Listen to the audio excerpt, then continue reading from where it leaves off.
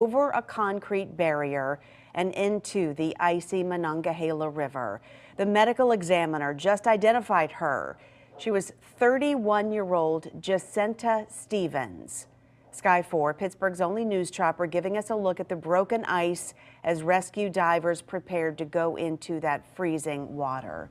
Pittsburgh's Action News 4 reporter Lily Coleman joins us live along the Mon this morning. Lily, this is just a terrifying situation. And before we detail that dangerous rescue operation, in just the last hour, you learned that new information about the woman who was behind the wheel when her car went off the parkway. We still don't know how that all happened, right?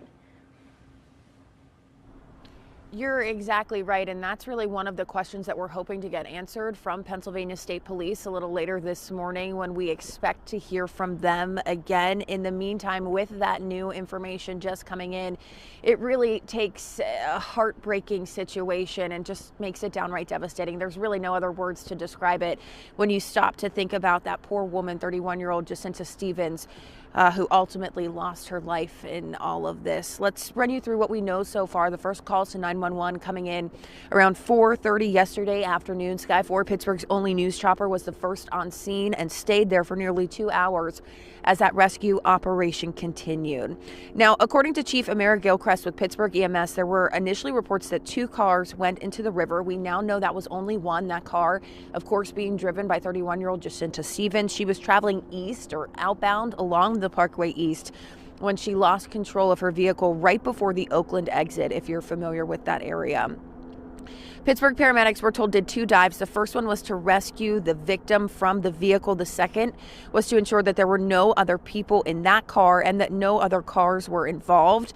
Divers had to work quickly and in dangerous, downright dangerous conditions, entering the icy water in the dark with a limited field of vision. Now, just to give you some perspective of just how dangerous really that rescue operation was, if we bring you back out here this morning, you can see that the Mon is still completely covered in ice. That was the case yesterday as well. When the car veered off of the road and hit the river, it broke that ice, right? In the time that crews were doing that rescue operation, that ice froze over multiple times. So, I mean, it was just refreezing so very quickly. And so you really have to stop and appreciate the first responders who were doing all they could to ultimately try and save that woman. Again, she has been identified. We know her name, 31-year-old Jacinta Stevens. Unfortunately lost her life in all of this. Still, like you mentioned, a lot of unanswered questions this morning. Again, we're hoping to hear from State Police a little later, just as soon as we have any new details on their investigation, because they are leading this investigation. We'll be sure to let you know both on air and online at WTAE.